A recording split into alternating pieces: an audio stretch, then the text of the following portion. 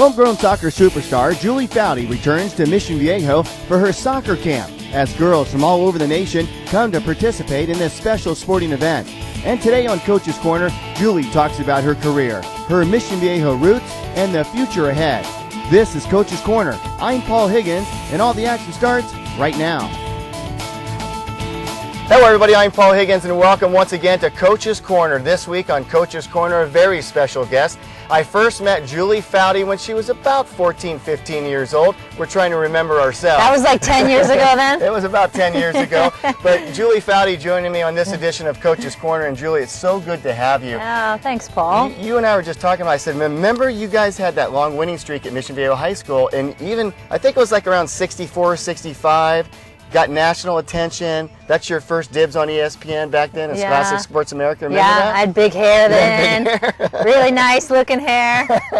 Yeah, and what's sad is I can't even remember what we got to. I think it was 80s, but yeah, we had a really good team at Mission. Yeah, and this facility we're at, of course, is the World Cup facility, the World Cup soccer facility that was established back in the early 90s for the World Cup team, and I spent a lot of time here. Yeah. And I know that your history, of course, so many World Cups, so many Olympics, but let's talk about your camp, because in just a minute or two we might have like 100 campers out here because they're at lunch right now. But camps, you don't have to do them, you want to do them, you give back. Yeah.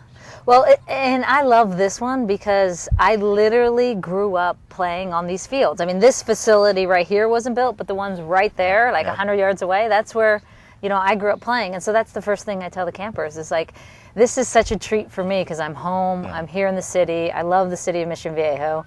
And this beautiful facility we have as well. So it is fun. It's you know, it's hard with my ESPN work to say, hey, can I just take 4 weeks of the summer off, please? And they don't always allow that, but you know, I'm able to carve out time, and we do 3 other residential camps that are more leadership and soccer focused, the combination for a little bit older girl. But I enjoy it. I mean, it's my chance to kind of get out there and have fun with the kids and play around some. I don't get to play much anymore. So I was jumping in with the 10-year-olds yesterday. So ESPN keeping you pretty busy. You live in San Clemente.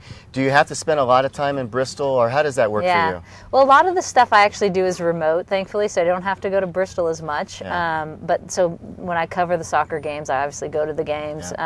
Or I'm doing a lot of features. We did like 15 features on Olympians before the Olympics started, and thankfully a lot of them actually train here in Southern California, so that was easy travel. But yeah, I do have to hoof it sometimes east, and it seems everything happens on the East Coast.